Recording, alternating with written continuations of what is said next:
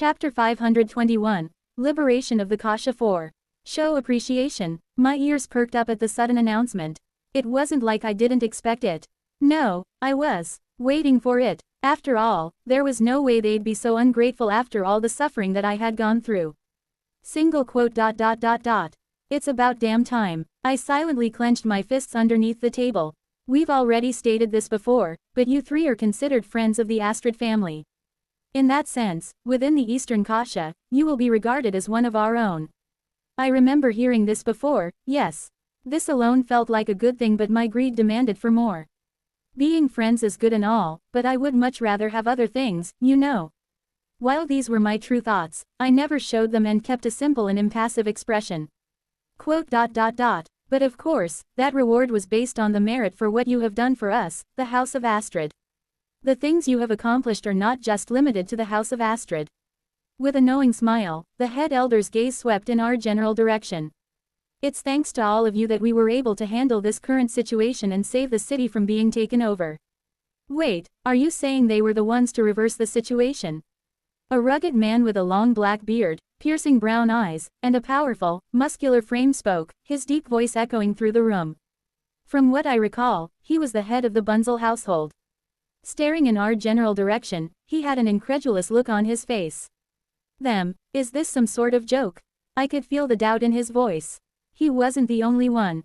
The head of the Chester household, a middle-aged woman with long flowing green hair and faded yellow eyes, also expressed her doubt while looking at us.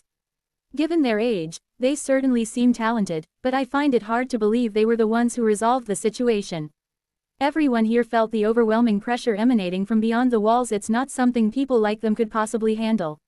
I am in agreement. Their doubt was reasonable. Everyone felt Almighty's pressure. It was suffocating enough to make any of the housemasters wary. How could mere cadets handle such a monstrosity? Relax, the three of you. Holding her hand up, the head elder glanced in the direction of the Myron family head, who had been quiet the entire time. Arden and I were there to witness everything. Well, to some extent. We didn't necessarily see what had happened beyond the walls, but given everything that I have witnessed, it is reasonable to believe that they played a hand in the matter. Quote. Wait, so let me get things straight. Crossing his arms, the head of the Benzel household leaned back on his chair. You didn't actually witness what had happened and randomly jumped to the conclusion that they were the ones to have handled the situation. He scoffed. That's ridiculous. Rather than being offended, Rosanna remained composed, her warm smile never leaving. Considering the timing, the instructions I received from them, and the fact that neither of us has taken action on the matter, it seems like a fairly reasonable assumption, doesn't it? Nah. Dismissively waving his hand, the Benzel family head shook his head. You're missing the critical aspect, in which they're too weak to have a hand on this matter. I would have believed it had they been stronger, but at their current strength, I find your reasoning to be flawed.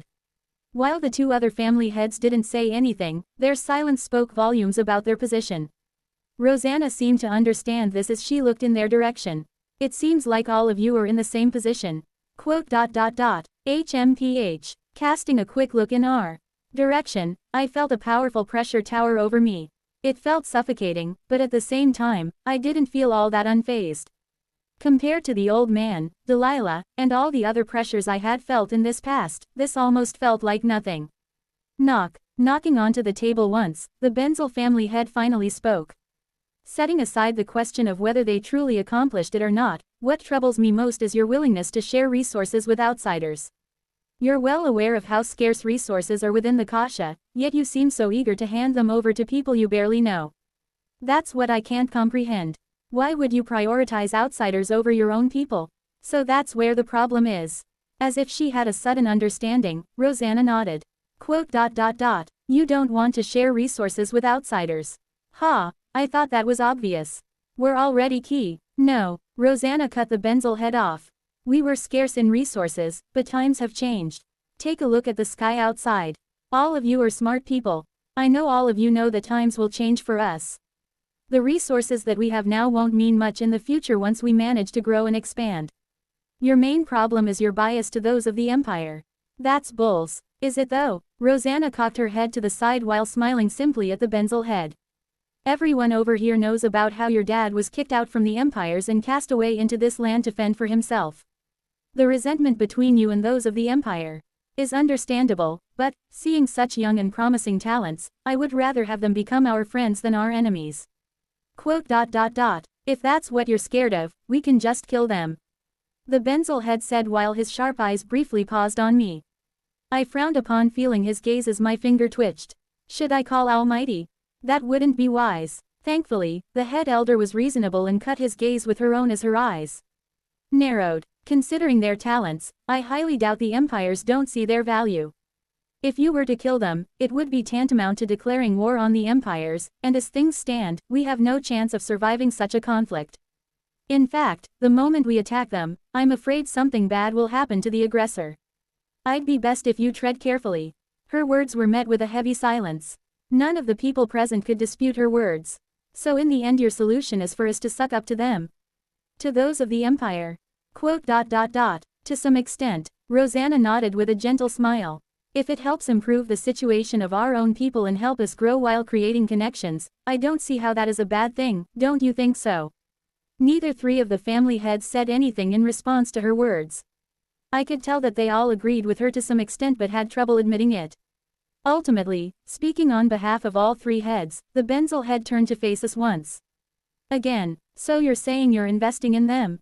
More or less. Show it. Standing up and walking towards the middle of the table, he deeply looked at every one of us. Quote. Each of our houses possesses talents that I believe surpass anything the empires can offer. If you truly deem them worthy of investment, then prove it to us. Narrowing his eyes, his deep reached the ears of everyone present. Show us the difference between them and us. Verdant Empire, unknown location. Talk. The soft click of a heel echoed through the vast expanse of a grand hall, its sound magnified by the high ceilings and smooth marble floors. 12 pillars, 6 on each side, stretched upward, with faint purple carvings illuminated by the flickering light of chandeliers above. As the click resounded throughout, a subtle chill seeped into the corners of the hall. Walking in silence, Serafina glanced in the direction of the 7 black marble seats ahead of her and sat herself down in one of them. Such was her position within the Nocturne Order, high seat of thought. She sat in silence for a few seconds before the quiet was broken by a deep, but soft voice. It appears that you've failed. Serafina remained quiet in response to the words. Rather, she looked completely disinterested in them as she seemed to be lost in her own world. Are you not going to speak? It was only when she felt a slight pressure coming from the seat beside her that she raised her head. About. Quote. Do you think we don't know about your failure? No, I do. In fact, I'm almost certain that you all saw. Then, if you saw, then you should understand everything that had happened. What more do you want from me? This was all outside of my control. Outside of your control, another voice spoke, belonging to the seat opposite her. Thought, we both know well that's not the reason for your failure. You've grown soft. Seeing your son made you soft. Ha, Serafina laughed. Just hearing the words made her laugh. Her clear amusement wasn't perceived well by the other seats as several frowned. What's so funny? Stopping herself, Serafina glanced around before leaning back. Do you really think I failed because I was being soft on my son? She shook her head. First things first, I didn't actually fail. I managed to accomplish my task, and while I wasn't able to take over the Eastern Kasha, I was still able to plant several seeds throughout. Staring at her hand, or more precisely, the threads connected to them, she clenched her hand into a fist. At a moment's notice, I can have everything sorted. There will be no problem with fusion.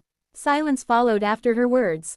So she didn't fail. In that case, I didn't grow soft on my son. The only reason why I came back instead of trying to take over the Kasha is because things would have been too troublesome had I done so. You didn't face him, but my son is strong. Stronger than you can imagine. She pressed her finger against her head. His mere emotive magic was enough to send me in a state of shock. Yet again, her words were met with silence. However, this time, Serafina could feel the traces of surprise and apprehension on their faces. Seeing their looks, she felt proud. That was her son after all. But thinking about the next part, her smile faded. Recalling the symbol on his forearm, her jaw clenched tightly. Quote. But that's not the problem here and the main reason why I came back. Looking around, she let out a long breath. My son. A certain figure floated in her mind as she spoke, reaffirming her thoughts. I believe he's a spy. One planted by her very own husband. Chapter 522, The Citadel 1. The blue sky parted, allowing the sun to cast its glow on the landscape. I stepped onto the outer walls and stared at the land, swallowing quietly. I wonder how long it will take for the land to fully recover. While the sky was blue, the damage the land had sustained over the years was quite substantial. It was going to take at least a few years for the land to fully recover. From the charred, withered trees to the cracked and shattered earth. The land outside the walls was a no man's land. Thud, jumping down the walls, I walked forward without a care. The meeting had ended a few hours ago and in the end, some sort of competition was agreed. I barely paid any attention to the situation before excusing myself. Everyone was allowed a bit of time to rest and roam freely in the meantime. The competition was set to be in 2 days, so I had time. With permission from the head elder, I decided to venture out of the walls of the city. It was only when I was far enough from the city that I heard a familiar squelching sound coming from beneath me. Squelch tilde. A root emerged shortly after, gradually taking shape as a small owl that perched beside my shoulder. You're here, human. The reason why I had decided to move out of the city walls was because Almighty had called for me. What exactly did you call me for? There's something that I noticed not far from here. Oh, what exactly did it notice? Should I check it out? I did have quite a bit of time. In all honesty, it wouldn't hurt to check it out. It was just going to be myself, so I wasn't worried about anything happening to me. Especially since Almighty was with me. We were talking about a destroyer-ranked creature. Fwop. Jumping away from my shoulder, Almighty's figure unfurled into a gigantic tree that stood tall over the surroundings. The process took no longer than a few seconds, starting from several thick roots manifesting from the ground beneath and shooting up towards the sky as blood-red leaves manifested shortly after, rustling in the air. I stood in a daze for a brief moment before asking, "Why did you turn into your true form?" It will be faster this way. So it said, but I found it hard to believe that a tree could be fast. Nonetheless, I didn't question Almighty and just let one of its roots clamp my body and bring me toward its inner body. Squelch tilde. As darkness clouded my vision, I saw Almighty's figure shrink, and soon an eerie silence enveloped my surroundings. Breaking the silence was a strange sound that made me frown. It felt similar to a shoveling sound. Wait, are we traveling underground? That's when it hit me. Ah, so that's why Almighty chose to use its real body. This indeed seemed like an efficient means of transportation. No longer questioning the situation, I looked around the darkness that surrounded me and decided to close my eyes. Hey, Almighty, yes, wake me up when we're there. Okay, it had been a while since I had gotten a good night's sleep. Following everything that had happened to me recently, the moment I closed my eyes, I fell into a peaceful slumber. Wake up, Almighty's voice boomed in my ears, startling me awake instantly. My eyes snapped open, and I found myself lying on the ground. The sky above was no longer the same shade of blue as before, it had turned gray, with a familiar white sun hovering in the distance. Tall, jagged peaks pierced the horizon, the pale light from the sun casting a faint glow over them. An oppressive, dry air entered my lungs as I took a deep breath and realization dawned on me rather quickly. Wait, is this the mirror dimension? I snapped my eyes towards my right shoulder when Almighty stood in its owl form. Why would you bring me here? Shooting up, I hurriedly patted my clothes clean and grew alert. Every pore on my body seemed to have closed down from the harsh environment around me. Don't worry, I'm here. There will be no monster nearby. That's not what I'm worried about. In fact, the monsters were the last thing I was worried about. No, before any of that, why did you bring me here? What do you want to show me? It's close by. Where? I looked around me. All I saw were the faraway peaks and the scorched land. There was nothing worth looking at. It's in front of you. In front of me. I found myself looking at Almighty weirdly. Did Almighty lose its mind while it wasn't with me? Now that I thought about it, most strong people I knew had a few screws loose. Unfazed by my reaction, Almighty nudged its head forward. Touch the space in front of you. Though I was confused, I did as Almighty asked and pressed my hand forward. It was then that I sensed a faint disturbance as an invisible ripple formed in the air before me. The ripple expanded outward, spreading across every corner of my vision until it traced the outline of an immense dome. The dome seemed to be massive, with no end in sight, and as I wondered exactly what was happening, my right arm started to glow. Before I could process the situation, my hand fell forward and an invisible power sucked me into the dome. Swoosh. I didn't even have the time to scream before my vision shifted and my vision turned white. Thump. I fell face first to the ground and hastily rubbed my face before propping myself back up. As I opened my eyes, a blinding light pierced through my vision, forcing me to squint as I quickly glanced around. It took me a few minutes to fully adjust to the light, and when I did, I finally managed to focus on my surroundings. Where is this? All I saw was white. No, I could also see the corners and edges of what appeared to be a small room. Clank. The space before me seemed to shift, and a section of the white wall slid apart, revealing the outline of a door. Moments later, a figure stepped through. My. I found myself dazed at the appearance of the man in front of me as I quickly looked at him up and down before holding my breath. He was dressed in tall, slender brown pants, a white t-shirt, and a long jacket that nearly reached the top of his legs. His circular framed glasses perched on his nose, and his brown hair was neatly combed. With a thin smile, he looked me up and down before settling his gaze on my arm, which was still glowing. Inverted sky. He pinched his chin, and his next words made me understand my situation. It's been a while since we got someone coming from that far. Well, judging from your face.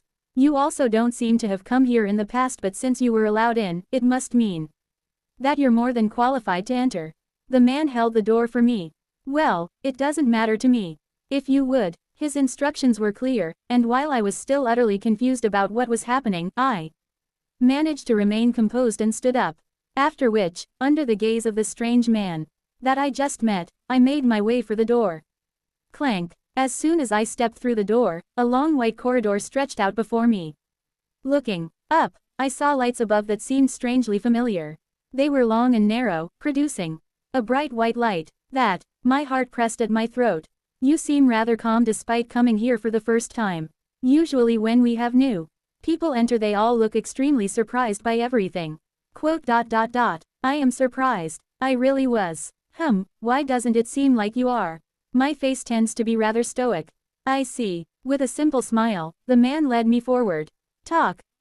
Our steps echi loudly within the corridor as we both kept quiet.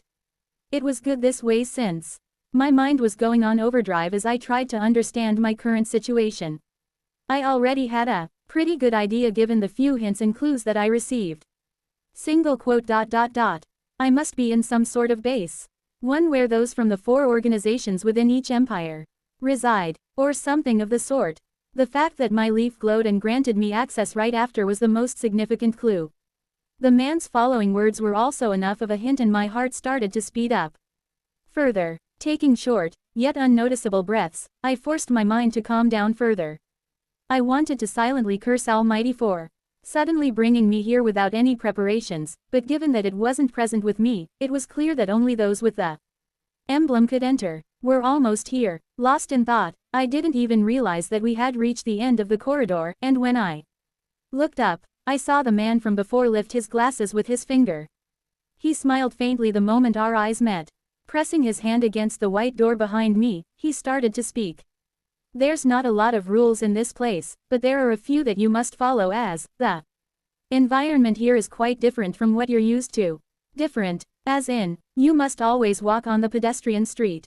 Only cross the road when you see white stripes on the road or when the light is green.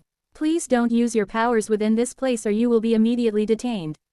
My breathing unknowingly grew faster upon hearing his words. If you do get detained, depending on the crime, things might get quite troubling for you. Especially since the Governor Dreamist is quite strict with his judgment.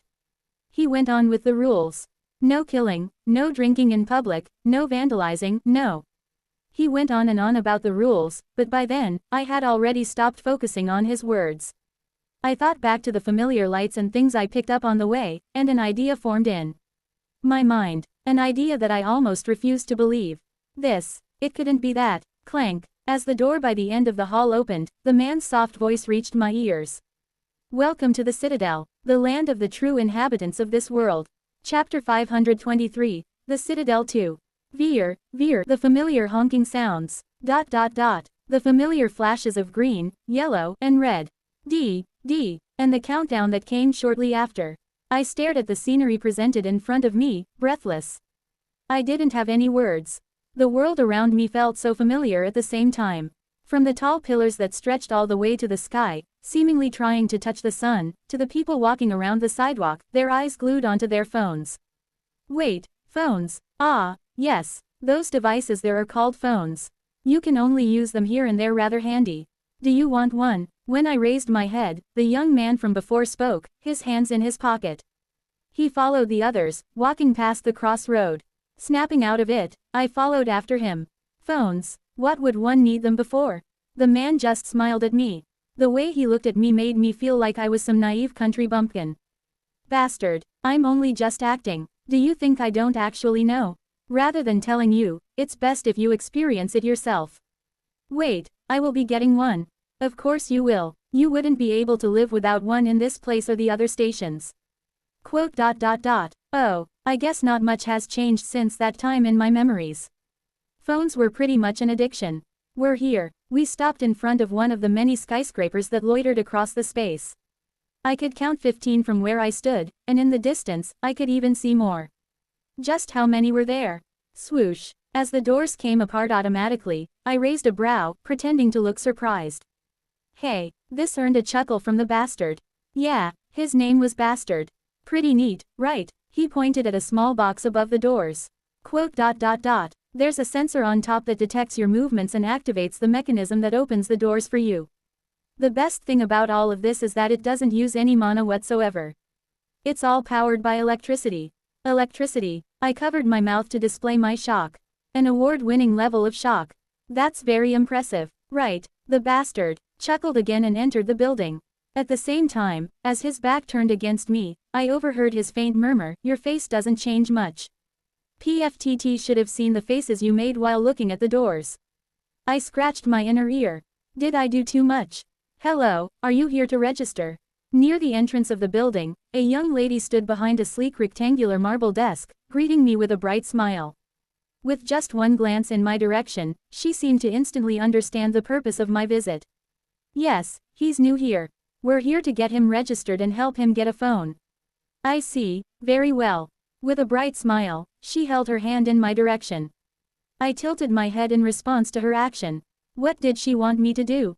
Shake her hand. Your hand. Thankfully, the bastard stepped in to clarify, pointing at my right arm while tugging down his sleeve to reveal his own symbol. It was different from mine, resembling a 4-part honeycomb. I understood then and removed everything from my arm, revealing a 4-leaved clover. Inverted sky. Newer's Ansifa Empire. Correct. That's quite a rare guest. Grabbing onto my arm, the lady took out a strange scanning device and hovered it over my arm. A red holographic line appeared shortly after, and following a few tense seconds, she let go and sat herself down while her eyes trained on the computer in front of her. All is in check. May I have your name? Quote. Julian. Surname. Evanes. Let me see if we have you in our database. Her face froze mid-sentence, the sudden shift in her expression impossible to miss. Even the bastard noticed it. What's wrong? He grew curious enough to lean behind the desk to take a look at the display, and it was then that he also noticed whatever was on her computer as his eyes widened. This. He raised his head to look at me. At that moment, I felt a change in the surroundings and I started to tense up. What's going on? Why are they suddenly reacting like that? Realistically speaking, I was indeed part of the organization. However, I had never been here. Did I miss something? Did I? It was then that it happened. Swoosh, swoosh. The two of them hurriedly lowered their head under my presence. Their actions were synchronized, almost as if rehearsed at the same time. Everything started to click then, but their next words made me fully understand what was going on. We greet the one beneath the dawn, the ruler of light. Ah, the world around me seemed to suddenly pause at the announcement. When I looked around, I saw that everyone had stopped and were looking at me with all sorts of expression. However, we greet the one beneath the dawn, the ruler of light. We greet the one beneath the dawn, the ruler of light. We greet the one beneath the dawn, the ruler of light. Their reaction was no different. They all bowed down in my direction as they greeted me. I could only silently curse my situation. Now, there's no way I can get out of this place so easily. The Citadel, housing a population that neared 300,000, it was a fairly large city. The city was split into 7 urban zones, each governed by its own administrator. Each zone contains different rules and standards. Ruling above all 7 administrators, and the true ruler of the citadel was the governor. In this case, Governor Dreamist. Not much was known about him besides the fact that he was very powerful. Be it his age, or appearance, nobody knew, however, he had eyes everywhere. Nothing escaped his grasp. His grip on the citadel was so absolute, it felt as though he held the entire place in the palm of his hand. No one could quite understand how he managed it, but his mere presence was enough to dissuade anyone from even thinking about breaking the law. To anyone who refused to follow the rules, he'd be able to tell. Depending on the crime, some might even be found dead in their sleep. Governor Dreamist, rushing out of the registration building, I barely managed to excuse myself from all the eyes. I knew that anytime soon the news of my appearance would start to make rounds, and I wanted to find a way to change my appearance in the meantime.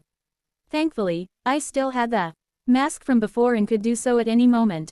The only issue was whether it was allowed or not. It was for this reason that I thought about the governor. The fact that so little was known about him made me rather apprehensive.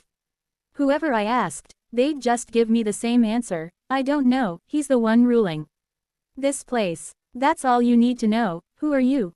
His name alone appeared to make some people visibly fear. How troublesome. Then again, his name could also be a clue. Dreamist. Maybe he can make people dream endlessly. That would be pretty creepy. With that being said, covering my mouth, I yawned. After that, I glanced down at my hands and pulled out the phone they had given me. Sleek and black, it felt surprisingly light. It was thin, with the entire surface dominated by the seamless display. Considering the holographic technology within the empires, I was surprised by the fact that they didn't add such technology to the devices. Then again, it might make the phones feel overly complicated. Let's see. I scrolled through the device, sorting through everything. I yawned again. In general, there was nothing new. It was what one would expect from a phone. It had a camera, a messaging app, a navigation app, a paying app, and so on. There was nothing about it that felt any different from the phones that I knew. There was even a rules book within the phone, and when I pressed on the app, I saw an endless row of rules that made my head spin. Closing that tab away, I pressed on the navigation map. It was there that I was shown the full map of the citadel, with all the labels and streets. There's even a subway. What a crazy place. From cafes to stores, and all sorts of places that I was familiar with. This place had it all. However, what truly attracted my attention was a certain place. Citadel Museum. Something about it felt extremely enticing. For such a large place to be built, I'm sure it wasn't easy. Maybe I can find some clues regarding Cithras and perhaps even, I stopped there. Whatever the case was, since I was here, I was planning on exploring the place a bit. Yawning for what felt like the 10th time, I stepped forward and followed the direction of the navigation device. Turn right across street, Mary Street. Certain places were more crowded than others. The further I went out from the area that I was previously in, the fewer people were present. Until eventually, my surroundings had barely any people. Looking at the map and seeing that I was still following the right way, I turned another corner and moved into a small and narrow alleyway. It was dark in the alleyway, but sensing no danger, I stepped in. I feel kind of tired. Perhaps I didn't get enough sleep while I was with Almighty. I made a mental note to myself to sleep more.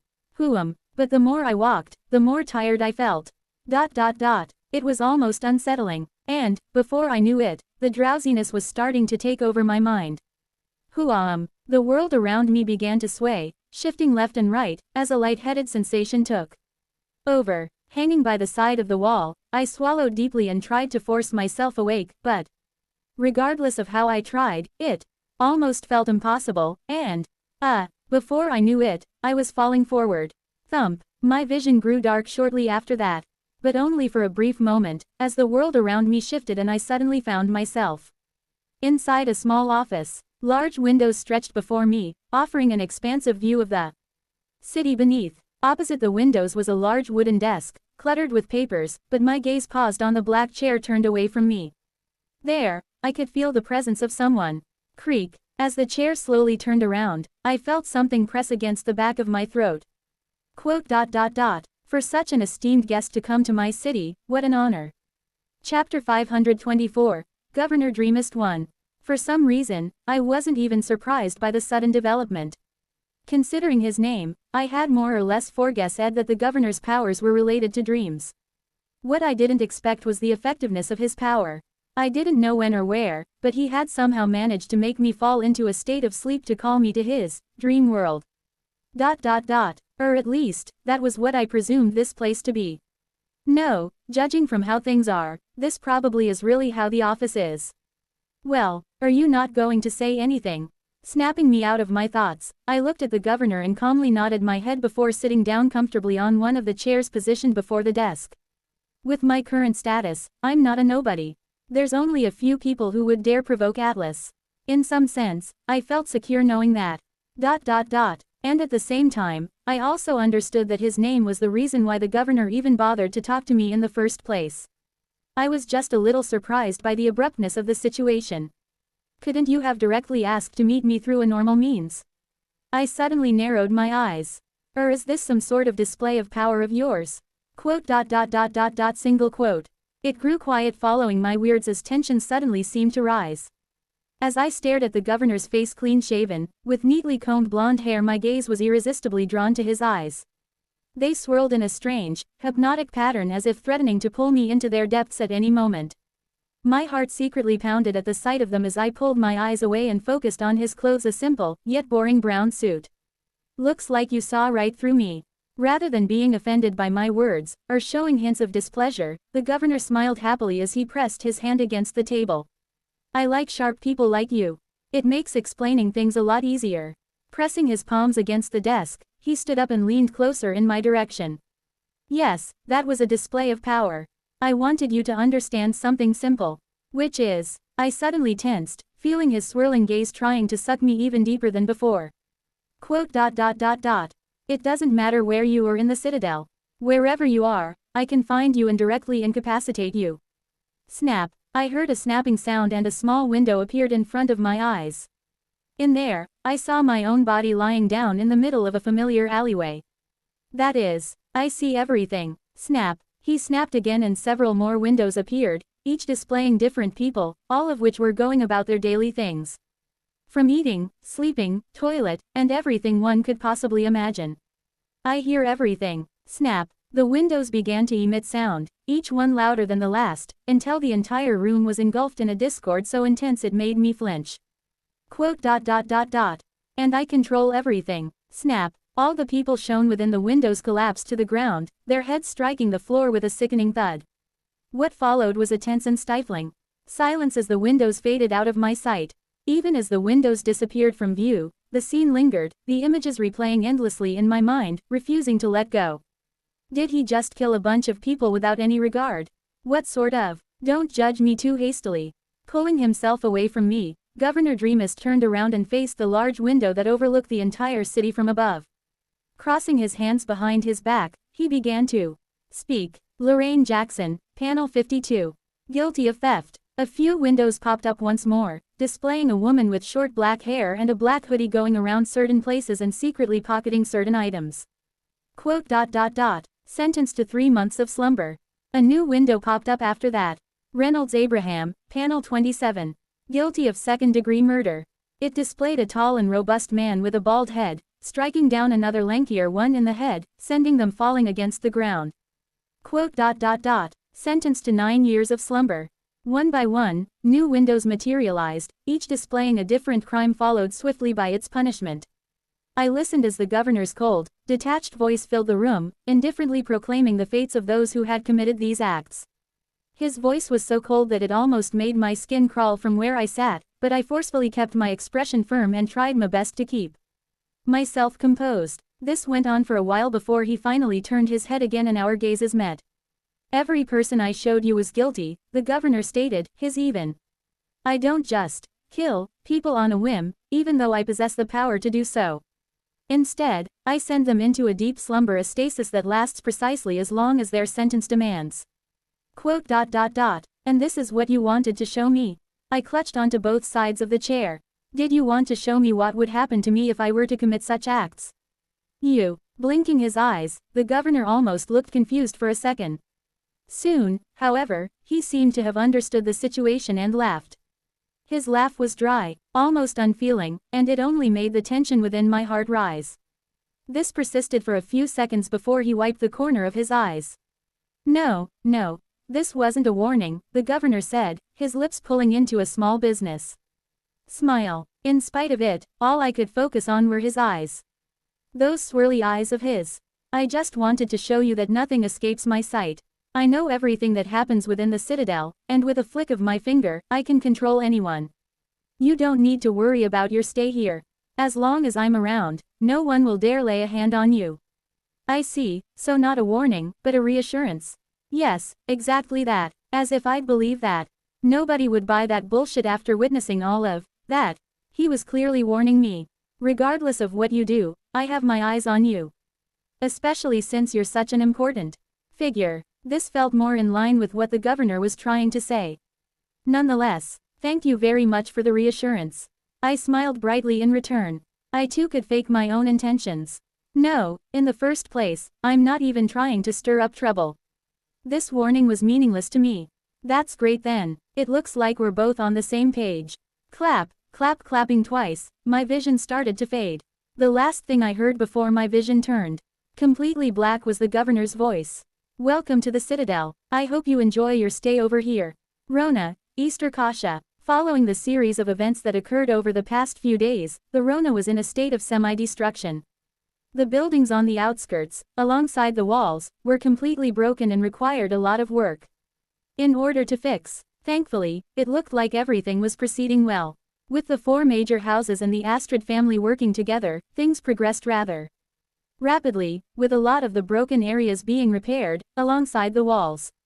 But that wasn't all. Food. Line up carefully, there's food for everyone.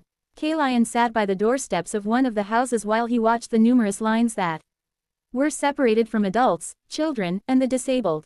He saw them all smiling while waiting outside for their meal. Seeing their smiles, he couldn't help but smile too.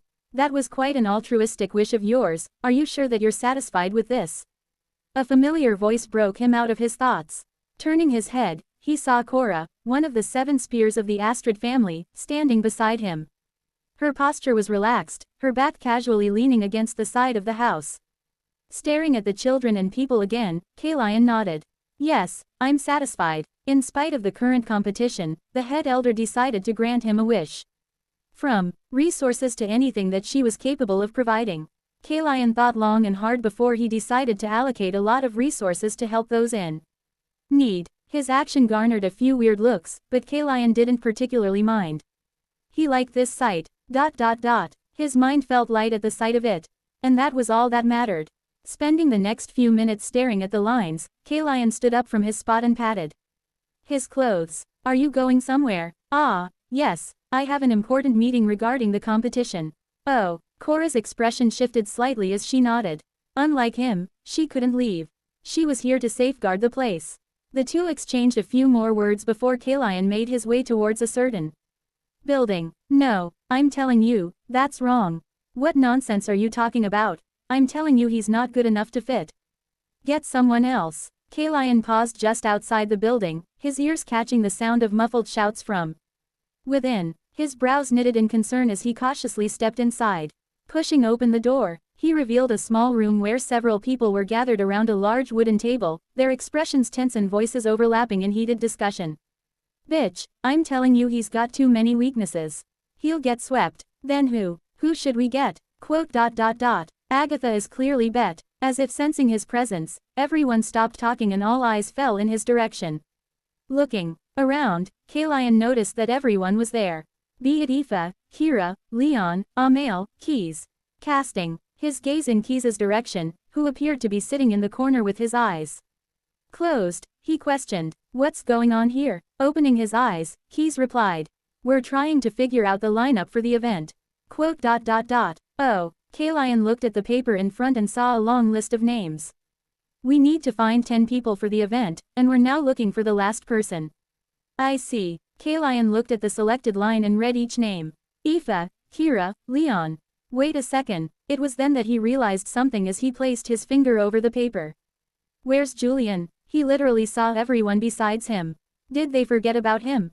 No, there was no way, right? Julian. Looking at him weirdly, Leon looked around. Do you see him anywhere here? Quote. No. Have you seen him the past day? Quote. No. Do you have any idea where he is? Ah. Kalian came to the realization. Julian. He had disappeared again. But don't we still have a few days to prepare? If he comes back by. Yeah, good luck with that. Kira dismissively waved her hand. He's gone, so we need a replacement. If he comes back in time, great. If not, well, it sucks. But we move on. I've reached a point where whenever I see him go to the toilet I just assume there's a 1 in 10 chance he might disappear from either getting sucked by the toilet or whatever nonsense he goes through in his disappearance. Her words were met with a series of nods. Yeah, makes sense. Reasonable. First time I agree with you. They were all just used to it. To make matters even worse, Kalian realized he couldn't refute their words at all. He too felt the same way. Chapter 525, Governor Dreamist 2. Ook. I awoke with a throbbing mind. Upon opening my eyes, I found myself in the familiar alleyway. I've been sent back. Thinking about the events prior, my body shuddered involuntarily. While the governor didn't seem nearly as powerful as the few people that I knew, his powers made him scarier than anyone that I knew. All it took was a single thought of his to send me into a slumber. What sort of absurd range did his powers have? In fact, thinking about everything that he had displayed to me in the dream, he felt like the entire mind of the city. He could hear, see, and influence anyone within the confines of the citadel. The mere thought made my skin crawl. I took a deep breath to calm my nerves. Single quote. I guess this aspect is also not much different from my past life. The government monitored and tracked all its citizens. In a way, the governor wasn't much different from them. I just had to be more cautious with my movements. Furthermore, since I wasn't planning on causing any trouble, I didn't have to fear too much. Well, thinking about it, I never really caused trouble. It was usually trouble that would find its way to me. Whatever, I should probably take a quick peek at the museum and leave this place. I still had a bit of time before the competition. Since that was the case, I planned on spending my time here trying to better understand how this entire place worked in its goal. While risky, I believed the risk was well worth the possible information that I could gain. In particular regarding the overall goal of the organizations and what they were trying to achieve. I already had an idea, but this would help clear a lot of my doubts.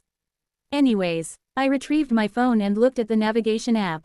Following its instructions, I made my way out of the alley and onto the streets. The path ahead was clear, devoid of any humans, and the road was open, with a few cars passing on occasion. The breeze felt fresh, and while the sun felt warm, something about it felt a little off. In some sense, it felt like the real sun but lacking in other aspects. The more I walked, the more noticeable the difference became, and while I didn't understand the reasoning until I arrived at the museum, it felt like it didn't matter as much as I'd be able to find my answer inside. Hello, are you looking to purchase a ticket? The museum was a tall and large white building that towered over the nearby building, its structure surrounded by greenery with a large garden ahead of it.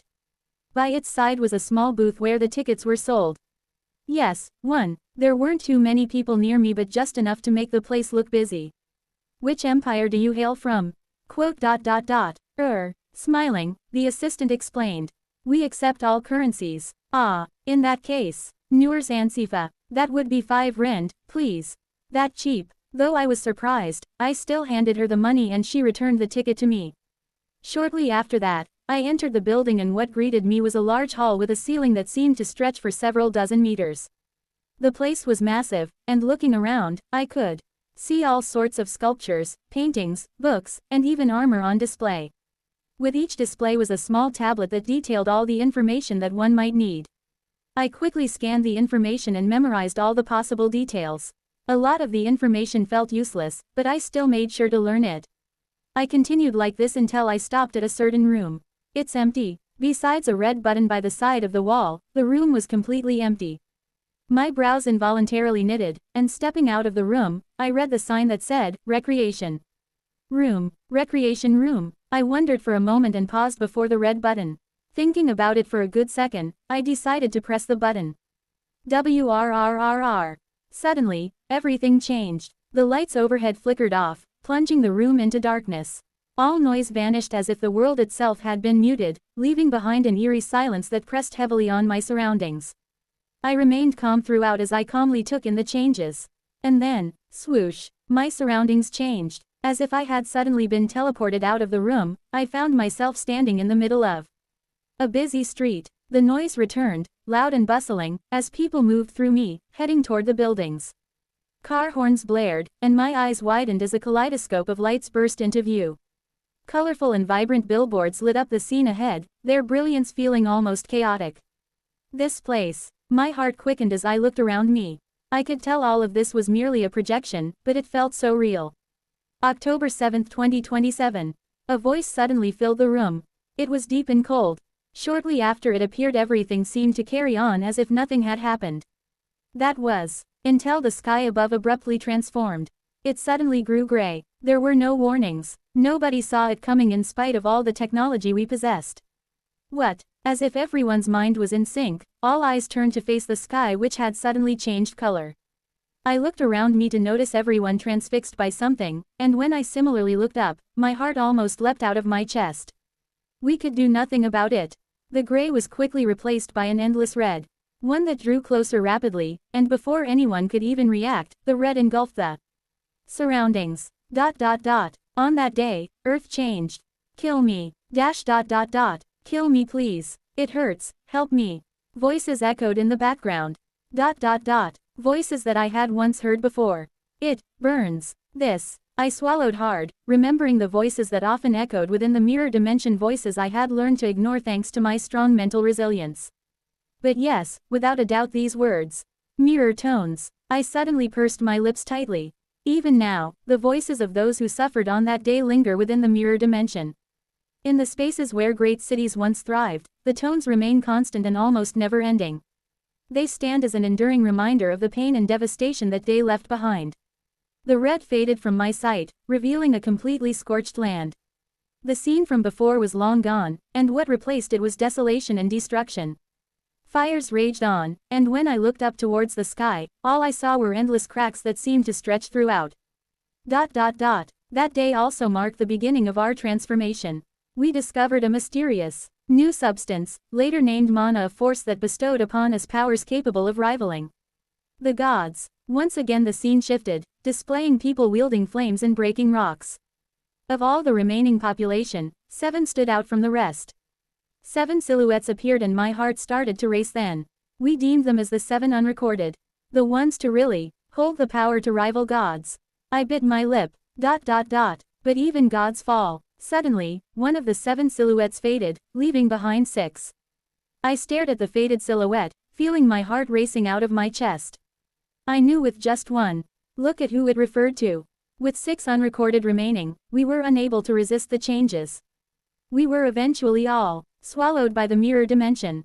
Crack. The cracks in the sky widened with each passing second, slow but relentless, until, at last, everything shattered like a pane of broken glass. Crash. The sky changed color, turning pale gray while the sun became white. There was no escape. Nothing could survive in this unforgiving environment. No matter what we tried, nothing worked. Those who had managed to survive the first apocalypse quickly found themselves facing an even darker fate. People started to fall one after another. And looking around, I noticed everything beginning to decay and rot, gradually sinking in, becoming swallowed by the earth.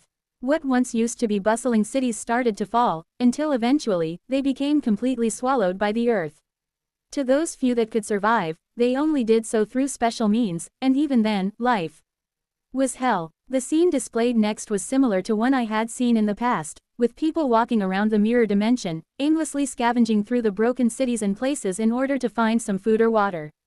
Through such means, they were able to survive, but one could clearly see in their expressions and eyes that they had lost their will to live. They just felt like walking corpses. Some gave up, while others didn't.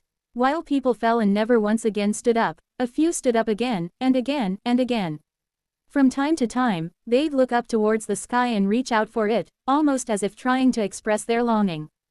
As if trying to invert the sky back to how it once was. And with time, we did it. The scene came to a halt, focusing on a single silhouette as they punched the space in front of them. Crash. With a single punch, the space shattered, and a familiar crack appeared. We managed to find hope. From within the crack, animals and humans began to emerge, revealing an entirely different world, one that contrasted sharply with the cold, barren landscape of this place. But the only thing we found was hope. The voice grew grim, and shortly after that, as several survivors entered the crack, they quickly returned back with their entire bodies on fire. Ah, it burns. It hurts. The world outside our place of banishment rejected us. It didn't want us. White tears streamed down the dark silhouettes of the projection. In particular, my gaze never left one person, the same figure who had punched the space, the one who seemed to hold power over everyone. Sithras. His gaze seemed to bear the hate of the world as he looked towards the crack. Such hate almost made my own hands tremble, and as he turned his head, our gazes met. I shuddered involuntarily, until, at last, the voice echoed again. But just because it doesn't want us doesn't mean we won't take what once belonged to us. Click. Everything faded and the projection came to an end. Stupefied, I looked around, and I realized that everything returned to how it was before, a plain white room with a single red button. Taking a deep breath, I leaned my hand against the wall and massaged my head. I thought about everything that I had seen and took a deep breath. Single quote. It makes sense. It all makes sense. Chapter 526, Governor Dreamist 3. It was silent around me. Even when the room returned to normal and the projection stopped playing, I stood in the room in a daze. I tried my best to process what I had witnessed, and while my heart was pounding loudly against my mind, I knew I couldn't remain shocked for long. After all, he's monitoring me. Every action, movement, and sound I made was under the watchful eye of the being who ruled over the citadel. Governor Dreamist. Taking a deep breath, I calmly exited the room and started looking through the other displays around the museum. There were quite a few interesting pieces, from fallen empires that came since the era of the Shattering World, to all sorts of new and different information. There were a lot of new and interesting things. And yet, in spite of how interesting everything looked, my mind was elsewhere. Despite all of my best attempts at trying to keep my mind busy, my mind couldn't help but wander elsewhere. Single quote. Did I foresee all of this happening in the past? Is this why I reacted the way that I did in the vision? But even so, why would I want to kill them? I thought back to the projection and realized something. Was I the bad guy for trying to kill the other gods? Did my powers perhaps cloud over my mind and turn me insane? Or was there more to it? 11. I stood there in a daze, my mind locked onto the figure reflected behind the glass panel. I stood there like that until my teeth clenched tightly. No, there's definitely more to it. I firmly clung to this thought. What I had seen so far was just a small fragment of the truth. If Sithras was the one responsible for curating and creating the museum, there was no doubt he could manipulate history to suit his will. For all I cared, I knew I wasn't someone that would magically turn insane and kill others for no reason. I had to have a reason. Just what exactly did I see in the past? I'll find out more eventually. The picture that once felt extremely obscure started to clear up, and I was now starting to become familiar with the truth of this world. Thinking about the Statue of Liberty I had seen in Grimspire Supply Station located in Bremer alongside all the information that I had received now, I could conclude one thing. The mirror dimension is the past Earth, and the people trapped within the mirror dimension can't leave to the outside world for some reason. While people from the outside world could enter the mirror dimension, they could not. It was as if they were cursed, bound by some unseen force that prevented their bodies from stepping into the real world. The entire goal of the organization appeared to be freedom. They wanted to step out of the mirror dimension. Be free from the eternal prison that bound them to this forsaken place. But what I didn't understand was how a select few could still go in and out of the mirror dimension, even going as far as mingling with the real world. One such example was Atlas. I had an inkling he was one of the original people belonging to the old Earth. And yet, he seemed to be capable of roaming the real world without a problem. Could it be possible he wasn't from the old world? Or was there more to it that I didn't yet understand? The more I thought about the situation, the more my head throbbed. I felt so close to uncovering the truth, yet it remained frustratingly out of reach. Still, I knew I was moving in the right direction. With one last glance around the museum, I resolved to leave. For now, this was enough. There were a lot of things that I needed to ponder, and after a little bit of thought, I decided to stay in a nearby resort. Clank. Wow. As I looked around the place, I found myself at a loss for words.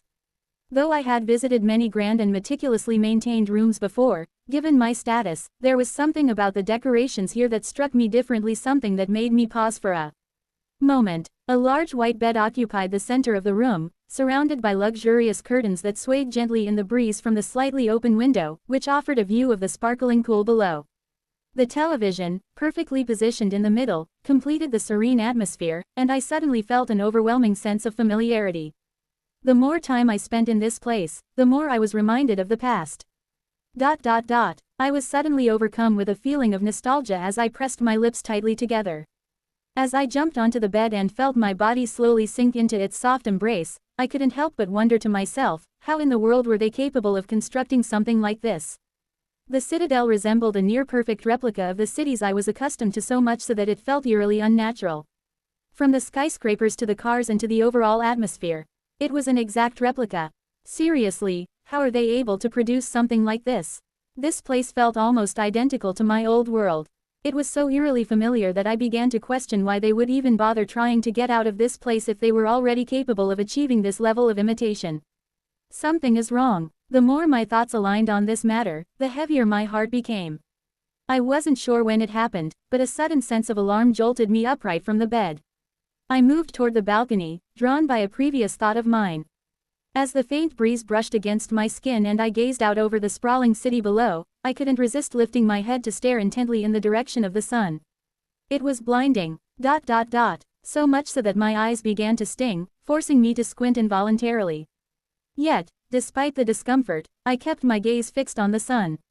The longer I stared, the more unsettled I became, and soon, I felt my expression beginning to shift. Thankfully, I managed to stop myself from fully revealing my unease. Pulling my gaze away, I turned and stepped back into the room. Falling back onto the bed and closing my eyes, I felt my heart gradually sink as the image of the sun above lingered in my mind. I finally understood where my feeling of discomfort from before came from. This place. It's fake. What I had thought was the sun was, in reality, a massive eye, gazing unblinking over the entire city from above. The gentle breeze, the warmth, the very essence of the environment. None of it was real. It was all an elaborate dream. I was currently dreaming. This entire citadel was nothing but a mere mirage created by the governor. I was probably not the only one who had seen through this, but what could anyone do? Perhaps making me fall into a dream was also his own way to make me think he could make me fall asleep at any second when in reality I had been in a dream the entire time. I pursed my lip tightly. I didn't like this feeling. I didn't like this feeling at all. However, given my current circumstances, I could only pretend I didn't notice and lay back. And pretend to rest. I wasn't too worried about my safety considering my status, but one couldn't be careful enough. That was also why I didn't fall asleep. I was afraid the governor might take advantage of my mind were I to sleep. How troublesome. How very troublesome. At the same time, within a large cathedral, Cardinal Ambrose stood solemnly behind a tall altar, his knees pressed together as he quietly gripped his necklace, murmuring prayers under his breath.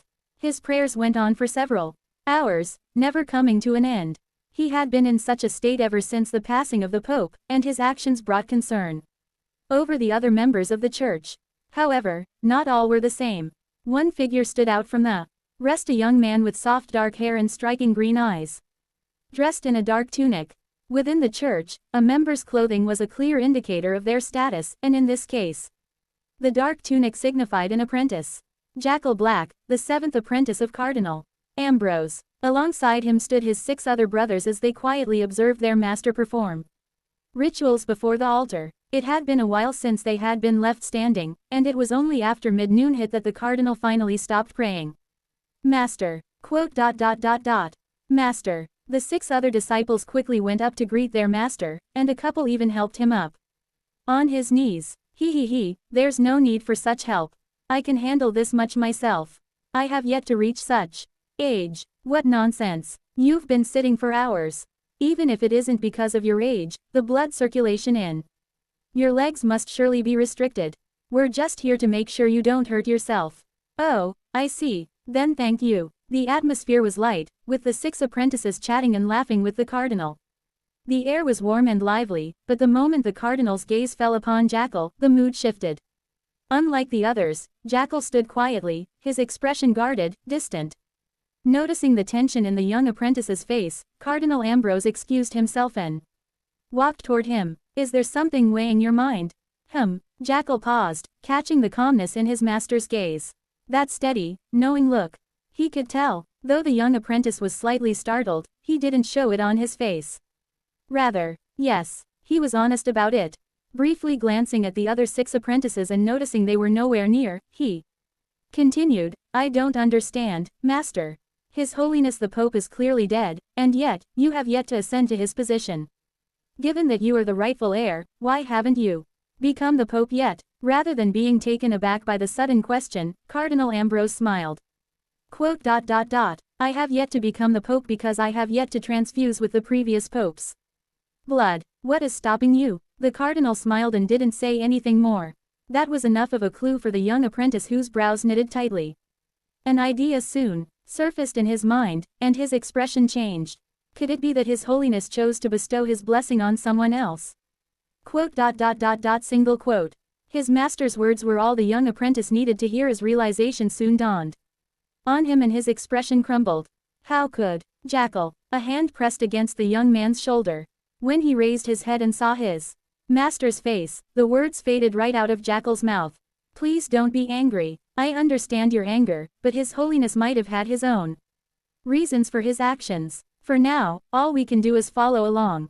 But, worry not, Jackal. With a relaxed smile, the Cardinal pulled his hand away from the young apprentice as he turned to face his other 6 apprentices.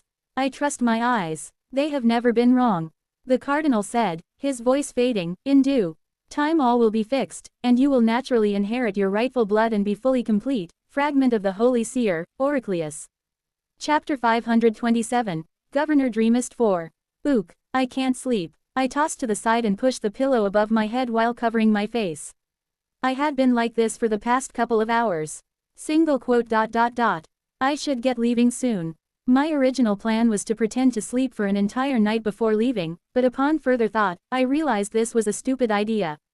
I didn't want to sleep because I was afraid he might use the chance to look through my dreams and memories, but on further thought, if he could really do that, then he'd know if I was sleeping or not. For that reason, pretending to sleep was just a stupid idea. The chances of him being able to see my memories is also slim since he could have done so before, but I don't want to take any risks. Fwop. Tossing the blanket away, I sat up and massaged my head. I should probably head back. Casually making my way to the bathroom, I washed my face and adjusted my appearance in the mirror. With that done, I left my room and headed straight for the Citadel's exit. Given that I had a map of the entire city on the phone, finding where I needed to go wasn't hard, but as I headed out of the building, I couldn't help but feel like I was being watched by over 100 different pair of eyes. It left my skin tingling and I tried my best to act oblivious to the entire situation. Given my current position, nothing should happen to me, and yet, why does it feel like I'm walking on thin ice? Something about my current situation felt off, and my mind raced in overdrive, desperately trying to piece together any bits and pieces that might help me understand the sudden shift in the situation. A conflict between Atlas and the governor. This was possible. I used to think that the 4 organizations and everyone within them were on the same page, but it became awfully clear to me that it wasn't the case. The only thing the 4 organizations had in common was the fact that they obeyed one person. Outside of that, they didn't seem to get along all that well with one another. Of course, this could very well be wrong. It was merely a guess I had made given what I had managed to observe in the past. Whether it was true or wrong, I was still unsure. Letting out a long breath and pausing, I looked down at my phone and raised my head back up. The Citadel was divided into several zones, with the central district being the most densely populated and dominated by towering skyscrapers. As one ventured farther from the central area, the buildings gradually shrank in size, giving way to smaller, less imposing buildings. With the central area containing the exit, I had no choice but to head there. And the closer I was to the central area, the more people I found wandering the streets around me. Their presence made me feel a bit safer, but at the same time, I didn't let my guard down. Walking down the pedestrian streets, I remained vigilant while thinking about my situation. In the end, something struck my mind as my steps slowed down. What if? My heart started to beat faster as a thought crossed my mind. Single quote. Neither Atlas nor the governor have any conflicts. In that case, it wouldn't make sense for the governor to pay so much attention to me unless someone else with high enough authority had asked him to. The moment my thoughts reached that conclusion, a wave of tension coursed through my body, causing my muscles to stiffen as my stomach flipped uneasily. Memories of the events leading up to my arrival here began to flood back. A knot formed in my gut, and a low, restless rumble echoed, adding to my growing unease. Pausing in the middle of the street, I closed my eyes and pressed my lips together tightly. I thought back to the one figure that closely resembled me and my head started to feel light. Right, this would make more sense. If there was anyone with the authority to command the governor, she would undoubtedly fall into that category. Though I still lacked a clear understanding of her exact rank within her organization, one thing was certain: her position couldn't possibly be low. She was after all extremely strong. In that case, if she knew of my current location, wouldn't she try to tell the governor to keep me? This idea only worked on the premises that she knew of my presence within the citadel, but I had an inkling that it wouldn't be too hard to know. Then what? What am I supposed to do? My mind grew heavier with each second that passed. Before I knew it, my steps resumed and I found myself before a large slick white building that seemed to stretch toward the sky. I could see people moving to and fro, and as I pursed my lips, I decided to step into the building. Swoosh! The doors slid open automatically, releasing a rush of cool air that swept over me, sending a faint chill down my spine. 11. The chill only grew the moment I took a step into the building and noticed several gazes fixed in my direction. Anything is definitely off. I remained composed and calmly looked around me. In the far distance, I spotted several towering white doors, each marked with a bold number ranging from 1 to 10. Along the path leading to these doors, an illuminated exit sign stood prominently, casting a faint glow around. Along the doors, I saw several people in black standing, their backs against the wall as a small line formed. I swallowed nervously and moved behind the line. The exit process wasn't supposed to be complicated. All I needed to do was hand over the phone back and they'd let me pass through. With the governor overlooking everything, nothing else needed to be checked. He knew everything. Next, overhearing the rough voice of the guard, I maintained my expression while waiting for my turn. Despite not showing it outwardly, I was quite nervous. My heart pounded loudly within my mind as I moved forward silently. I didn't know what to expect. Would I be able to go out? Was I overthinking things? Was I really being eyed? Perhaps I was being paranoid, but if there was one thing that I was certain about, it was the fact that I needed to get out of this place. I had overstayed my stay. Next, my turn came next, and as I eyed the guard, I calmly handed my phone over. 11. A heavy silence settled over the surroundings as the guard took hold of my phone, his hazel eyes locking onto mine. The intensity of his gaze felt almost suffocating, as though he were attempting to unravel every secret I held. Room 5. Thankfully, this didn't persist for long, and shortly after, he directed me towards the 5th door. Although I was confused, I still followed his instructions and headed for room 5. Clank. A familiar white room greeted me upon entering room number 5. I glanced around, hoping to spot something of interest, but all I saw was an endless expanse of white. No decorations, no details, just a plain, featureless white room. Clank. Quote exclamation mark question mark quote. The sharp click of the door closing snapped me out of my thoughts, and as my head instinctively whipped around, a sudden vertigo washed over my vision. I struggled to maintain my head clear, trying desperately to hold on, but it was no use. I was powerless, and thump, I fell face down shortly after. My vision darkened shortly after. I awoke to an air so dry and suffocating that it felt as though it clung to my skin, almost feeling like I was breathing through a plastic bag. Blinking rapidly, I took in the distant gray sky and the eerie, pale glow of the white sun. It didn't take long for me to realize I was back in the mirror dimension. Hastily, I pushed myself upright, my gaze darting behind me to find the faint silhouette of a vast dome-like structure looming in the distance. Single quote. That simple. I looked at my hands and clenched and unclenched them repeatedly. There didn't seem to be anything wrong with my body. I expected the situation to turn awry, but somehow, I managed to get out of the citadel without any problem. Recalling the weird stares and sensations, I started to frown. Was I really just being paranoid? Maybe I was being watched more because of my status. Or was I just overthinking? Whatever the case was, I did have ways to deal with the situation. I just didn't expect to be able to get out of the citadel so easily. Helping myself back up, I calmly patted my clothes and forced myself to look at the sun. 11. My eyes started to burn, but I persisted through the pain, until it doesn't seem to be fake. I managed to confirm that no eye was lurking behind the very sun. Still, that was far from enough for me. What if this was all a trick and I was still in the dream world? I bit my lips and decided to move a little bit further away from the citadel before finding a small rock to rest on. Letting out a long breath, I closed my eyes and patiently waited for time to pass. It should come anytime soon.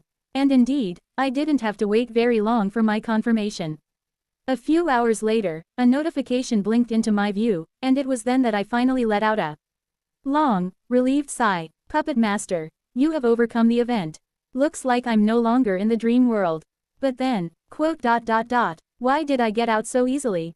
Was I really overthinking things?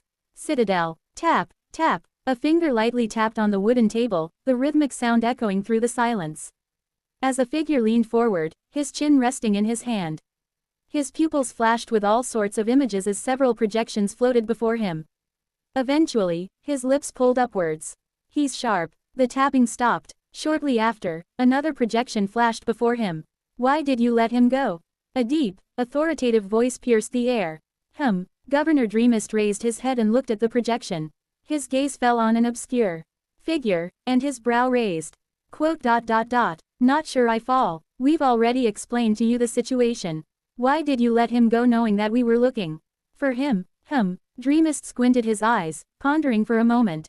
Then, after a few short seconds, he shrugged. Because why not? There was a moment of stunned silence from the figure behind the projection. Before it could utter a word, Dreamist interjected once more. I'm but a mere governor. Provoking two major forces is just not something that I am willing to do. What? Governor Dreamist's face transformed abruptly, adopting an icy, detached demeanor. His eyes began to flicker, displaying a series of images while his entire presence grew ever colder. I set the rules within this place. I do as I please, and I don't listen to anyone but Cithras. If you have a problem with my actions, you are free to come to me or report me to our Lord. His mouth suddenly curved into a chilling smile. However, I must warn you.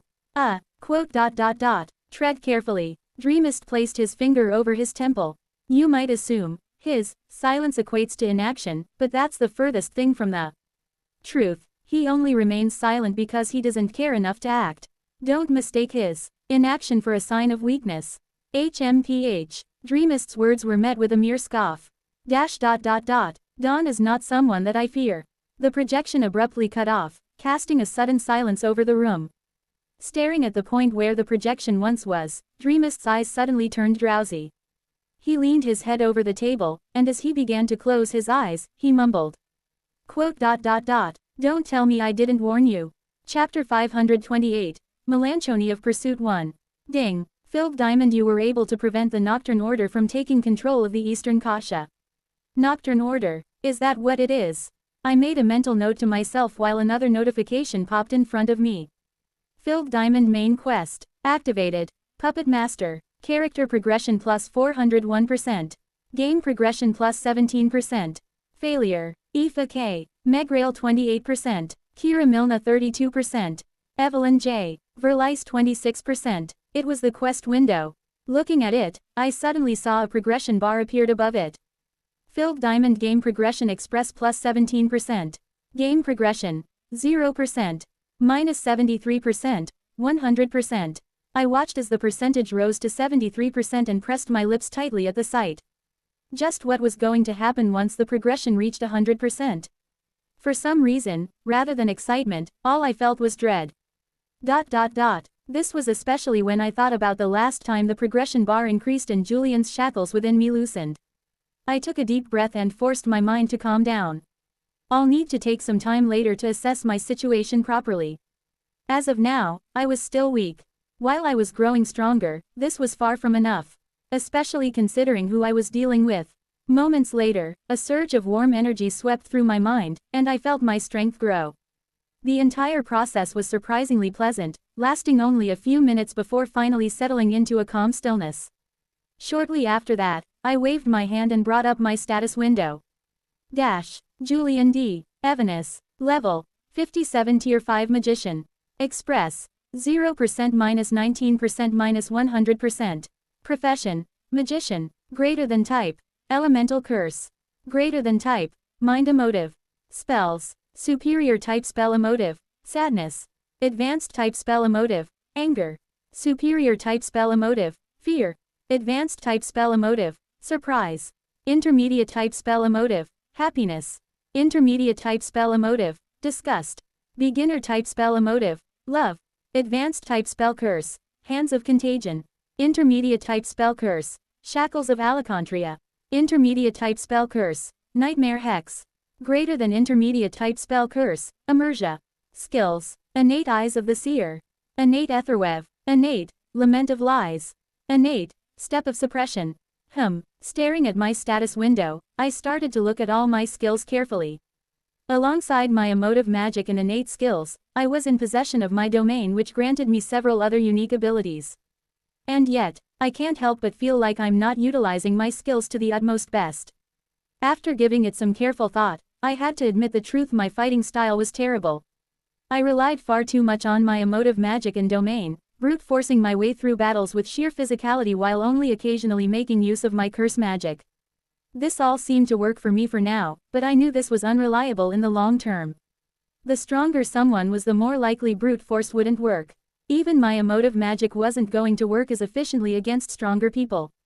I had to quickly think of a way to fight more efficiently. But how? I carefully looked through my skills and pondered over them. Eyes of the Seer, Etherwev, Lament of Lies, Step of Suppression. A vivid image began to form in my mind as I sifted through the skills etched into my memory. The longer I concentrated, the clearer the idea seemed to grow, yet, frustratingly, I couldn't grasp the full picture no matter how hard I tried. I'm so close, and yet so far. I ruffled my hair in frustration before lifting my head to look around me. The world around me stretched out endlessly, barren and flat, beneath the oppressive gray sky. Above, the pale white sun hung motionless, its harsh light casting rays of light across the surface of the land, segregated by the distant peaks in the distance. Squelch tilde. Feeling something touch my ankle, I saw a black root sprout. The root coiled its way up my leg, spiraling steadily before halting at my shoulder. In a seamless, eerie shift, it morphed, twisting and reshaping itself into the form of an owl. Almighty. How did it go? Almighty asked, its legs firmly grasping my shoulder. I frowned and pondered for a brief moment. How could I describe the experience? Weird. Yeah, it was weird. Is that all? It's hard to describe, but it appears like the barrier is merely there for decoration. Everything about the place is fake. Like some sort of illusion. Yeah, like what you created in the past. I managed to figure out it was all fake, probably because they weren't even trying to hide it. Perhaps my high mental strength helped, but in hindsight, there were probably many more powerful figures than me who had entered the Citadel. I was sure they'd also noticed that it was all a dream. Oh, Almighty seemed to have lost interest from that point. I took the chance to look at my pocket watch. How long was I out for? About half a day. That seems to be in line with the amount of time I spent there. I was a little worried that time would flow differently in the Citadel, but it didn't seem like it did. I breathed a sigh of relief. If that's the case, then I should take this time to head back. That might be difficult. Suddenly cut off by Almighty, I raised my brow. What do you mean that might be difficult? Without responding, Almighty swiveled its head to gaze into the distance. Intrigued by the owl's unusual behavior, I mimicked it and turned my own head to see what had caught its attention. And yet, I don't see anything. Regardless of how hard I tried, all I saw was a vast and barren land. What exactly was this damn owl looking at? Nevertheless, I stood up as my body tensed in preparation for what was to come. Almighty wasn't one to joke around, despite its newfound understanding of emotions. They're coming. An idea formed in my mind and my expression changed. Without thinking twice, I took a deep breath and cast Lament of Lies. As I looked down, I watched my body disappear from sight. Lowering my breathing and calming my heart, I blocked out all surrounding noise and retreated slowly. This was the first time I had tried the skill, and as my body faded out of sight, I sensed a certain disturbance in the distance. It was then that I saw it. As if warping reality itself, they emerged from the very air, their bodies twisting and materializing in unnatural ways. With vast, tattered black wings and faceless, hollow heads, they loomed before me. Each movement seemed to blend with the faint dry breeze that lingered in the air. Their long white garments rippled, floating eerily in the stillness.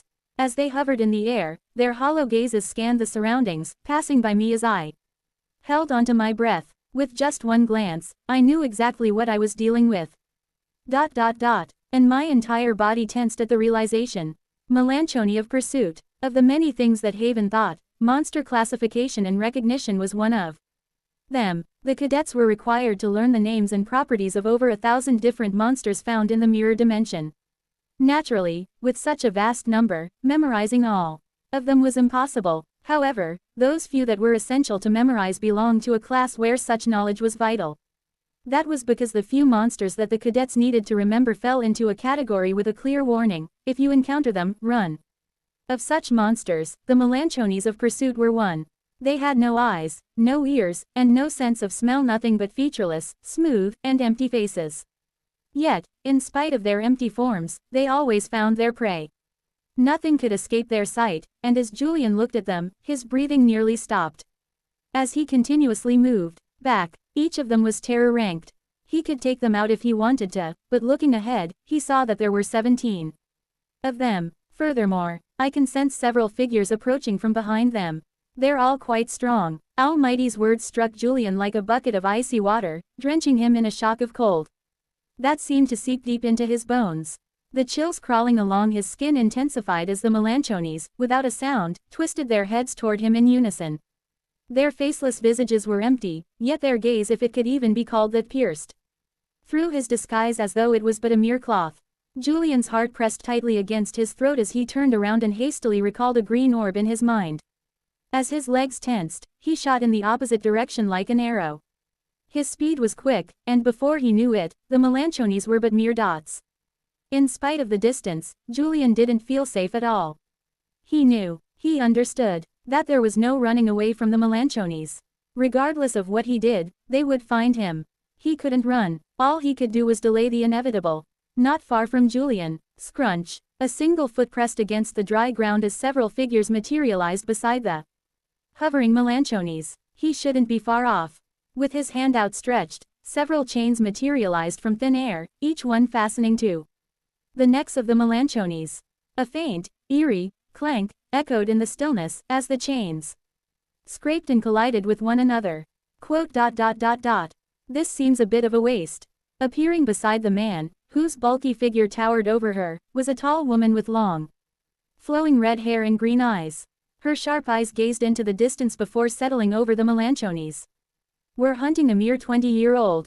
Using the Melanchonies seems a bit of a waste." "That's where you're wrong." Another figure spoke, his figure relatively short. His eyes were a hollow void, pitch black with no hint of white, like two endless abysses staring into the soul. He blinked slowly, the motion unnatural, as though it pained him, before turning his gaze toward the distance.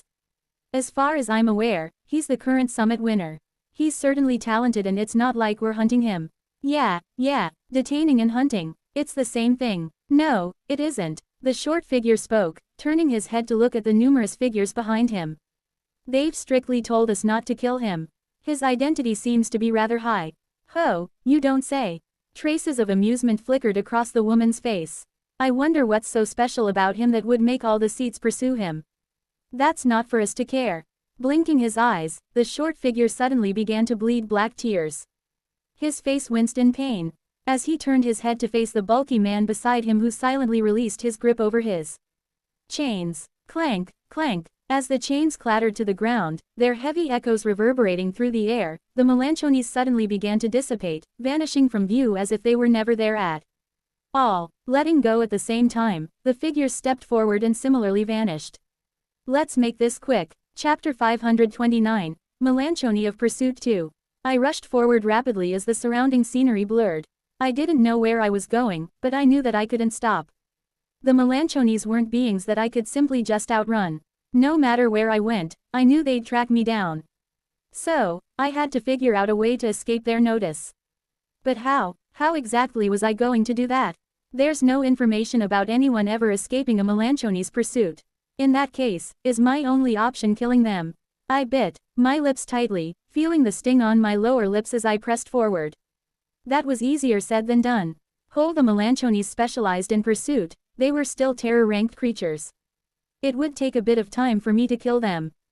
By then, the other Melanchonies would catch up, alongside the ones who had set them to chase after me. I just couldn't afford to tangle with them. Swoosh! All of a sudden, the space before me warped, and a long white clothing emerged from behind it as a slender hand reached out for me. My heart pounded as a cold finger brushed against the tip of my nose, sending shivers down my spine. The air grew colder, and an eerie whisper echoed in my ears, making my blood run cold. Shit! I pressed my foot against the ground and twisted my body, in an attempt to change direction. Unfortunately, the momentum carried me forward and I continued to slide in the direction of the Melanchonie. Unable to stop myself, I hastily lowered my body and just barely managed to avoid the Melanchonie's grasp. My hair fluttered as I just barely managed to avoid the Melanchonie, and gritting my teeth, I shot away. Just barely, I had managed to avoid the Melanchonie. At least, I thought. Swoosh, swoosh. The space before me warped once more and several hands emerged from out of nowhere, reaching out to me in an attempt to stop me. My heart pressed at my throat. I can't dodge. My forward momentum was too great. In that instant, I envisioned a purple orb in my mind, and the hands that were nearing me suddenly swept through my body. Ook! I stumbled forward a few steps as a cool sensation seeped into my bones. The cold made my head feel light, and for a brief moment, I lost my bearings.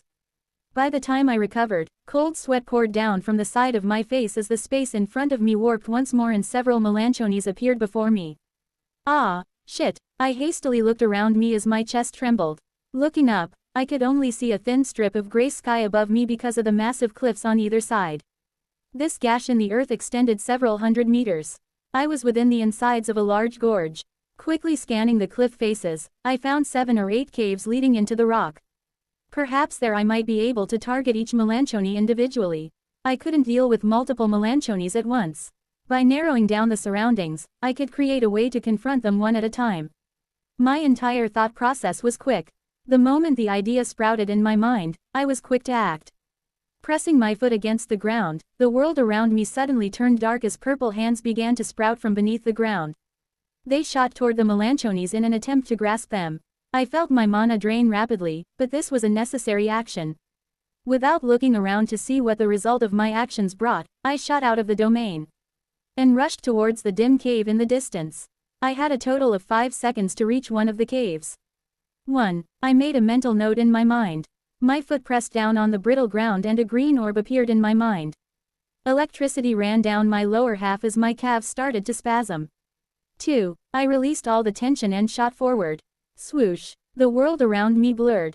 3. The distance between me and one of the caves narrowed down. In just a fraction of a second, I was halfway there. I was just about to reach it. 4. Right then, I felt my domain collapse behind me and I felt something cool press against my back. It sent a shiver down my neck, but I gritted my teeth and continued to press forward. Ha! The cold breath of one of the Melanchonies brushed against my neck once more, nearly causing me to lose focus as my surroundings started to turn dark. Without a second thought, I pressed harder against the ground and shot forward at an even greater speed. 5. Ha! My surroundings turned completely dark as I managed to enter the nearest cave. I could hardly see, but that wasn't important as I slowed myself down and turned around to see several shadows looming ahead of me. The air grew colder and denser as I fought to control my breathing. Despite the oppressive atmosphere, a smile crept onto my face as thick roots emerged behind me, weaving together to form an impenetrable wall. Squelch tilde squelch tilde. With this, no Melanchonie could attack me from behind, and as I looked at the narrow passage around me, I knew that they could no longer gang up on me. This place was narrow enough for me to fight each one individually. Thanks. Secretly thanking Almighty, its soft voice rang in my head. Single quote. I feel several presences in the distance. I'll keep a lookout for now. Defeat them before they arrive. Okay, I didn't expect Almighty to help me deal with the Melanchonies. The owl wasn't a good match for them. While they couldn't harm him, he also couldn't harm them as they were immune to illusions in the mind path. Considering I also specialized in the mind path, This also put me in a difficult spot, but I wasn't completely helpless. Swoosh. Dodging one of the Melanchonie's attacks, I saw several hands reach out from behind, their fingers clawing through the air. The creepy sight sent a chill down my spine, but to my relief, they were all halted by the frontmost Melanchonie. Good. My plan worked. Without hesitation, I clenched my fist tightly, and several dark chains burst from the ground. A thin layer of purple coated them as they slithered around my body and entangled the first Melanchonie, binding it completely. I raised my hand immediately afterward, now fully coated in a deep purple hue, and pressed it against the Melanchonie. Sizzle tilde. A piercing sizzle filled the air, accompanied by the clanking of the chains tightly wound around the Melanchonie. Although I couldn't see the Melanchonie's health, I knew it was slowly dying. While they were immune to mind magic, they weren't immune to elemental magic. With my hand still pressed against the Melanchonie, several threads emerged, wrapping tightly around its neck. In an instant, light purple blood spurted from the Melanchonie's neck as its head was severed. The sight was both horrifying and strangely satisfying as I focused on the next Melanchonie. Most importantly, right after killing the Melanchonie, I saw a notification flash across my vision. Given my situation, I had no choice but to dismiss it. Thump. With the first one falling, the next one followed and I repeated the same process. Clank, clank. The chain shot towards the next Melanchonie, wrapping around its body and immobilizing it. With a swift motion, I pressed my hand against its head, feeling the mana within my body drain yet again as I used Hands of Contagion. Sizzle. Threads emerged shortly after, and another one fell. Thump. Before I knew it, of the 7 Melanchonies, 2 were already dead. Yes, I can do it. I breathed a sigh of relief and focused on the next one. This was doable. Like this, I could deafen. Be careful, I can feel several presences fast approaching you. I can delay for several minutes. They seem to be aware of my presence, so I can't keep them busy for long. Almighty's words doused my fleeting joy, bringing a rush of cold reality back to me. Anxiety began to creep into my mind as I swiftly turned to the next Melanchonie and repeated the process, determined to press on despite the mounting dread. Thump, thump. One Melanchonie fell after another as I swiftly dealt with each one that came at me. I became faster with each one that I dealt with, and I also became more proficient with my skills. I could see their experience slowly rising in spite of it only being marginal.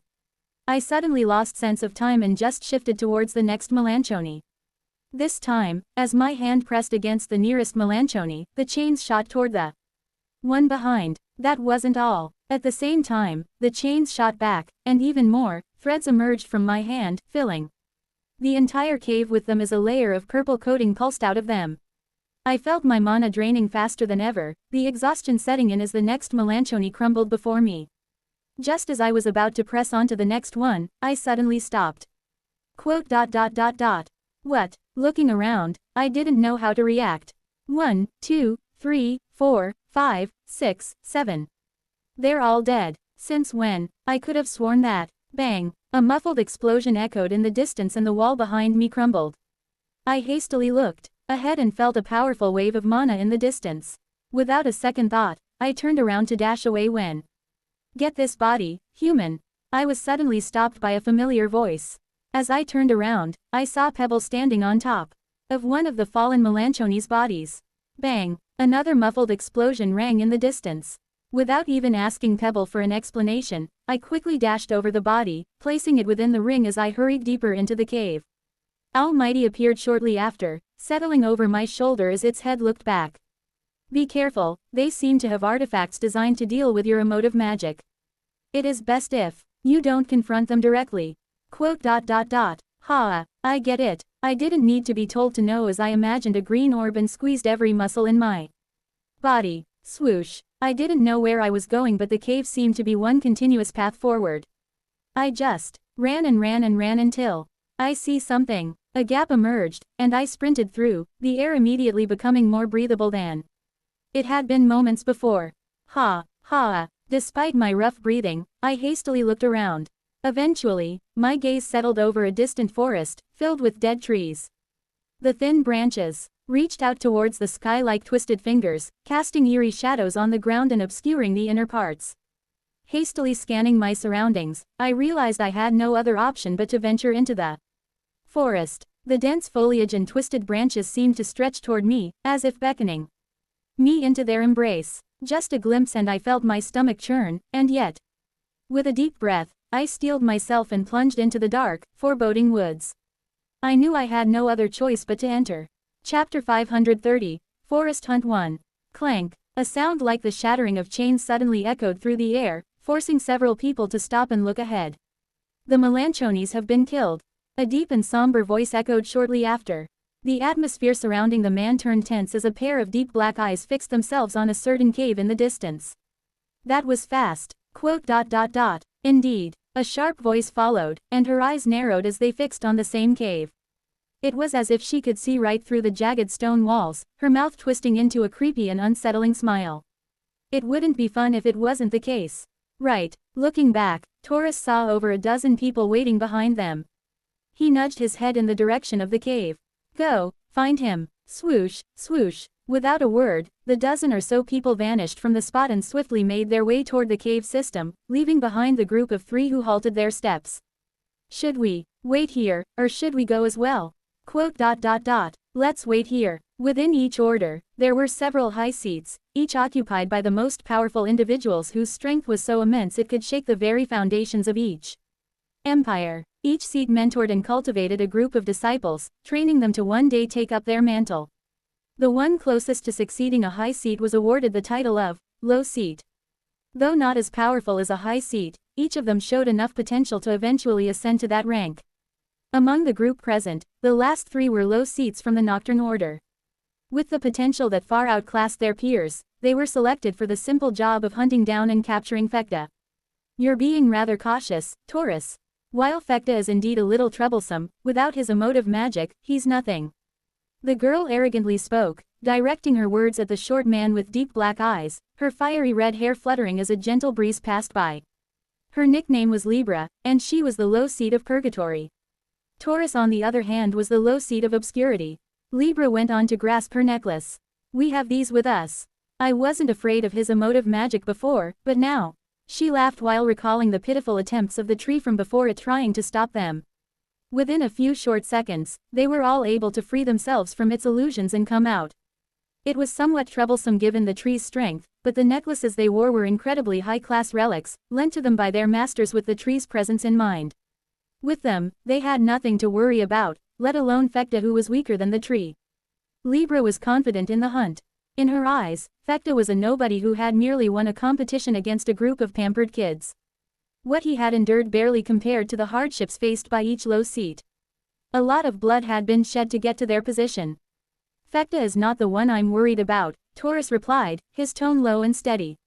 It's the tree that I'm worried about.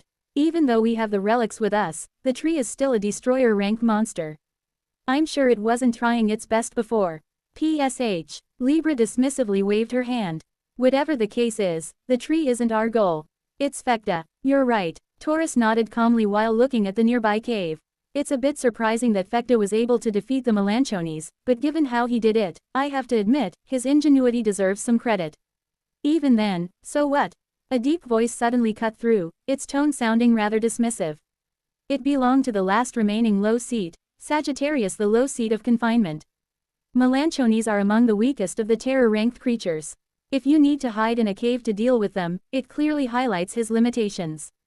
Without his emotive magic, he isn't capable of posing much of a threat to us. Fekta thrived in close-ranged situation. Be it his emotive or curse magic. Then what would happen if he met an opponent strong enough to be able to keep their distance away from him and not be scared of his emotive magic? It'd be nothing but an adult playing with a child. This was how the three of them viewed the current situation. Clank. Letting go of the chains in his hands, Sagittarius took a step forward and pushed his way into the cave, Libra and Taurus following from behind. Though they said nothing, their silence served as a silent agreement with his words. This wasn't arrogance, but the harsh truth, derived from carefully analyzing his fighting style through summit footage and reports from the seat of thought. There was much to be desired from him. Rustle tilde. Rustle. The thin branches scraped against my skin, tearing through some of my clothes as a sharp sting coursed across my body. Damn it, just how sharp are these things? The branches felt as though they were made of metal, stabbing through my clothes and skin. With only about a quarter of my mana remaining, I had no choice but to abandon using the purple orb that allowed me to pass through objects, in order to conserve what little I had left. Knowing that things were still far from over, I had to be extremely careful with my mana usage. Single quote. Where should I go? Pausing for a moment, I scanned my surroundings. A dense fog filled the surroundings, barely allowing me to see more than 2 meters ahead. Looking behind, I didn't feel anything behind me. For now, I was safe. Especially now that the Melanchones were taken care of. But of course, I knew that this wasn't the end. The Melanchones were likely not the only means they had of tracking me down. I felt a sudden surge of urgency as I bit my lips and looked around. What should I do? What should I? Take out the corpse? What? Pebble appeared next to my feet. It was then that I remembered its earlier words and quickly retrieved the Melanchone corpse it had instructed me to collect. I hadn't had time to question its reasoning at the moment, but now, with a brief pause, I started to ponder the strange request. It took me no more than a second to come up with an idea and my eyes involuntarily widened. Bone, correct, Pebble replied calmly as my heart involuntarily skipped a beat and I lowered my gaze to stare at the corpse at my feet. Considering my lack of time, I bent down and quickly scanned the body of the Melanchone before settling my eyes over its head where Pebble's paw was pressed. Understanding Pebble's meaning, I pressed my hand against the Melanchone's head and stabbed right through. PSH. A grotesque sound filled the air as my entire hand was drenched in something wet. When I pulled my hand back, I saw it coated entirely in purple, holding a small bone about the size of my pinky that I had retrieved from the Melanchone. Ha! Staring at the bone, I involuntarily breathed out as I observed it in my hand. Much like my hand, the bone was coated in purple from the Melanchone's blood. However, beneath the blood's layer, I could see a faint white glow that seemed to beckon me. I pressed my lips tightly as I held onto the bone. What should I do? Should I absorb it or should I sell it? I immediately came conflicted upon seeing the bone. Given the Melanchone's lack of intelligence, I didn't think it would be capable of forming a will. At least, I didn't think it would form one that was capable of communicating like Pebble and Almighty. Furthermore, having already absorbed 3 bones, I only had 2 more left. I needed to be careful about my last 2 bones. You should absorb it. As if sensing my inner conflict, Almighty's voice echoed softly in my ear. When I turned to look in its direction, the owl met my gaze with a calm, yet distant, stare. Given your current situation, this would be the best option for you. The Melanchone might not be intelligent, but it will make the perfect hound dog for you. Hound dog. What could Almighty be trying to saw? Rather than being hunted, you should do the hunting. I blinked my eyes slowly. Eyes of the seer, Etherwev, lament of lies, step of suppression. All of a sudden, Almighty started recounting the names of my skills. I was confused at first, but soon, my thoughts halted as I glanced around me. The image I had struggled so hard to clarify began to take shape in my mind, and without realizing it, my breathing grew heavier. Take a look at your surroundings. Take a look at your skills. Should you really be running around like a headless chicken? Almighty's words began to strangely resonate in my mind, causing me to swallow quietly. Quote. How is it that you're the one being chased when you have all the means to hunt them down? Directly, my breathing grew even heavier. Yes, why should I be the one running from them? I looked at the dense fog around me and my skills. I was at my strongest when I could touch them. Be it emotive magic and curse magic, both of them thrived the moment I grew closer to them. Before, I struggled to get close to my opponents, but was that the case now? Looking at all my skills, I started to understand. You're not the prey, human. I raised my head and looked directly at the owl, feeling a strange yet powerful beat resound deeply in my mind. Bah, thump, bah, thump. It was unlike the times when I felt fear. No, it was clearly different. Why exactly? The hand holding the bone trembled as mana began to circulate deep within my body, causing the bone to resonate in sync with me. Looking at the bone, I started to understand. Indeed, my heart wasn't beating out of fear. No, quote. They are. It was beating out of excitement.